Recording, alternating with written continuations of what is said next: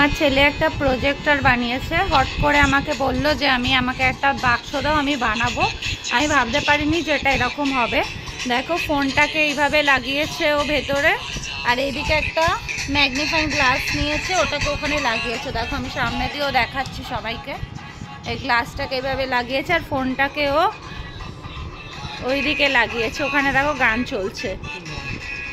এবার দেখো এটা একটা ম্যাঙ্গোর বাক্স, আমের বাক্স।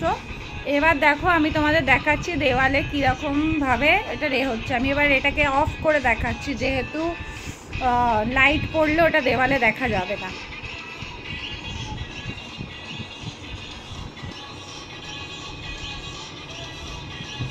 দেখো দেওয়ালে একটুখানি আবঝাই আসছে, ও তাও বানিয়েছে, এটাই অনেক।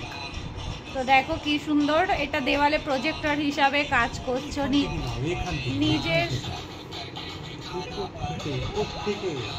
দেখো দেওয়ালে আসছে, একটু আবঝা আবঝাই আসছে, বাট আসছে, যেহেতু এটা ছোট সেহেতু দেওয়ালে আসছে। কোথা দিয়ে উপর দিয়ে রাখা যাবে একটু বলো তো?